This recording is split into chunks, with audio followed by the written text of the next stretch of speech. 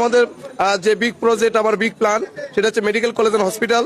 যেন আমার সনাতনীরা একজন রিক্সাওয়ালা চালক, একজন ঝাড়ুদার, একজন সুইপার, একজন ব্রাহ্মণ বলতে পারে যে আমার ছেলে ডাক্তার। হরিদার বাবু, আপনি কেমন আছেন? নমস্কার। নমস্কার। আমি ভালো আছি, আপনাদের আশীর্বাদে, ভগবানের আশীর্বাদে। আমার দর্শকদের উদ্দেশ্যে এই মন্দির সম্পর্কে আপনি কি বার্তা দিবেন?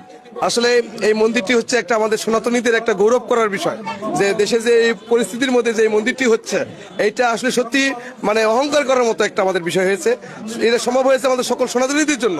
আমি সকল সনাতনীদেরকে বলবো যে নিজ নিজ উদ্যোগে নিজ নিজ গ্রামে সুন্দর একটি মন্দির করবেন, এবং সেই মন্দিরে আপনারা সবাই জাতপাত ভুলে সবাই এক হয়ে এই সুন্দর বাংলাদেশ গড়ার লক্ষ্যে আপনাদের নিজ গ্রাম থেকে একটি সুন্দর করে মন্দির তৈরি করুন।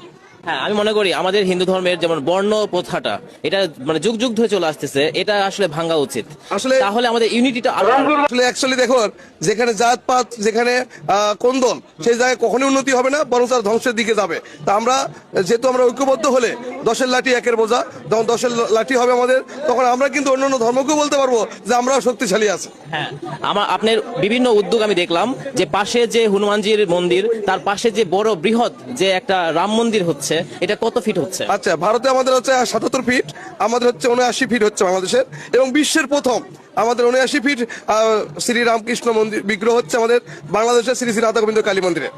এটা সত্যি প্রশংসনীয়।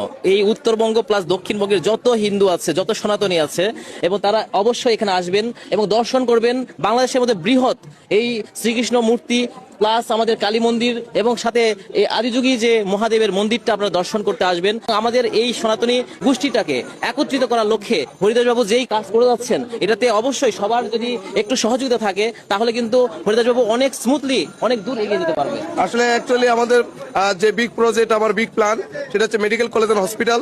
যেন আমার সনাতনীরা একজন রিক্সাওয়ালা চালক, একজন ঝাড়ুদার, একজন সুইপার, একজন ব্রাহ্মণ বলতে পারে যে আমার ছেলে ডাক্তার। আমি গুরুকুলের মধ্য দিয়ে সকল সনাতনীকে আমি সুশিক্ষা শিক্ষিত করবো, যেন আমার ধর্ম থেকে অন্য ধর্মান্তরিত না হয়। আমি আরো উদ্যোগ নিচ্ছি, যারা গরিব যৌতুক লেনদেন করতেছে, আমি বলবো যে হিন্দু হলেই আমি আমার মন্দিরে বিনা টাকায় বিয়ে শাদী সমস্ত ব্যবহার করব, কিন্তু ওই যে আমাদের বাবু এই সমাজে আর সৃষ্টি হবে না। আমরা নিম্নবর্ণের লোক, আমরা সকলকে নিয়েই আমরা বসবাস করবো সুন্দর বাংলাদেশ। অনেক অনেক সুন্দর একটা উদ্যোগ, আপনি এগিয়ে যান, আমরা সবাই আছি আপনার পাশে।